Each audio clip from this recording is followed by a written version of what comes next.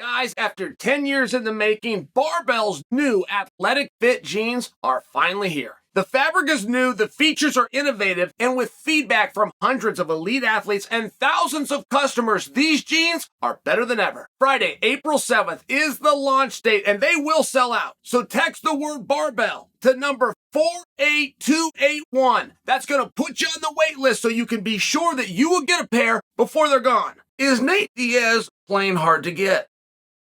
How do you like that for a question?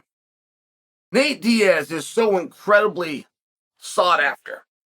Now, we know without even being given information, we know without hearing any rumors, we just know as reasonable people that follow this sport that Nate's got options right now, and he's got more than one. He's got more than two. We know that phone is ringing, right? Okay. Logan Paul came out over the week. Last week's news. Building into WrestleMania. Logan Paul went and did some interviews, but he did say that he had a deal done with Nate. He thought it was done. He said that. Talking about himself. However far they were along. In his mind, that fight was done, but ended up not being so. And you do wonder, is Nate playing hard to get?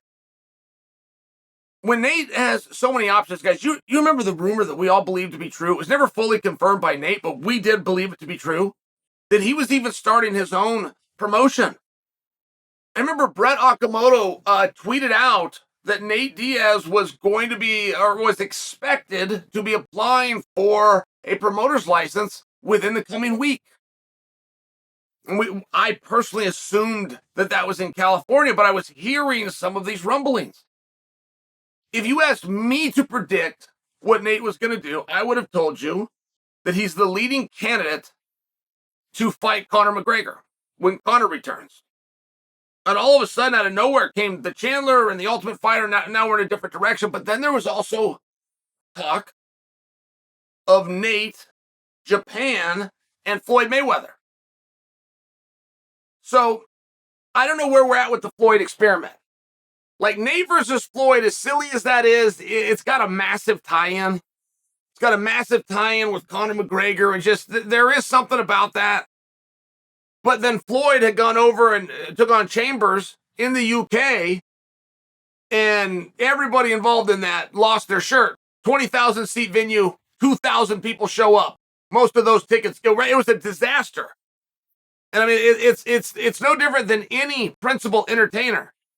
Your quote for your next one is going to be directly tied to the results of your last one. So then you start to wonder, is it over for Floyd? Is that charade done? It's not, and I hear some of you say, no, the money team will put it on. The money team's not real, just so you understand, okay? They're not real. They have t-shirts and hats. The money team is not actual promoters. They have never put anything on, and they have no ability to put it on. But if you want to write the check and do it, they will barge in and make you hang their banner up. They're not real. Okay, just hold that thought. Between the Paul brothers, which one would be better for Nate to fight? Now, Jake was the one that was very clear. I would like to get some business going with Nate. I would like to get some business going with Nate to the extent that I'll even do it in MMA. So we're on pretty solid ground. It looks as though we're kind of going in that direction. You have the Will Fleury versus Jake. I forget that even happened. I don't hold that against Jake at all. Not even a little bit. Perhaps I'm missing something, though. Perhaps my thumb isn't on the pulse, and you guys do. Conor going off with Chandler. Floyd being in this weird limbo where it looks like those fake matches finally bit him in the ass. And what does Nate want to do? It's a very interesting spot. I don't know that there's a wrong answer out there. I mean, I'll give you a great example. You don't want to see Tommy Fleury fight anybody, right? Tommy Fleury has no fans. There's nobody demanding to see him fight. But if I told you that he was going to fight Nate Diaz, your mind would change instantly.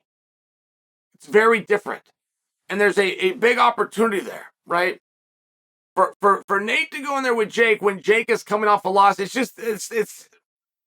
that is not generally what Nate Diaz does. Nate usually finds a guy when the guy is at his best, when the guy is at his hottest, when he's got the momentum, when every wind is at that guy's back. That's when Nate comes in. So it would be a very interesting swerve if Nate went in there with Tommy and dismissed Jake Paul. Now, the other side of it is Jake could be the promoter that was putting the whole thing on. I'm just suggesting for you, in the world of options, I think that it's rather compelling. But out of nowhere, the other brother, Logan, comes in and says, no, that was going to be my fight. Then the problem is that for that interview, Logan was out promoting professional wrestling. You never know what's real when it comes out of a professional wrestler's mouth. Do we now put Logan in that same category? Is he still the same BS artist? Well, maybe, maybe not. But generally, Nate Diaz would have called him on it. Nate would have heard that. Nate would have seen that. Nate would have said no. And that didn't happen. So it looks as though maybe there was some accuracy to that. But I will tell you, I like the way Nate's doing it. It feels very different the way Nate is doing it. I mean, it has a real positive feel to it. There's nothing about it where you're kicking him in the ass, speeding him up, hurrying him along, telling him, hey, I'm no longer in for the ride. Like if Nate was to announce and go to a fight, okay, fine. But if there's just talk out there, if guys want to fight Nate, okay, fine. It seems to just work the same. And there was no bridge that was burned. And that's why it feels different. Feels different purely because of the post-fight speech that Nate gave. While in the octagon, and everybody thinks this is the big breakup. And one of the things that came out of his mouth is he said, I'm going to be back. Be watching you boys in the meanwhile. Let you guys figure it out who's grabbing the torch, but I'm going to come back. I'm going to take it back. And that just changed the mood everywhere. It changed to where now the whole community supports him. Changes it to the fact that he and his brother pop in a month ago and the UFC's production team put him on camera. Changes everything. Changed every piece of that feel. So is Nate playing hard to get? Yeah, I think so. Yes. Do we care? Are we in any kind of a hurry? No. I hope he keeps playing.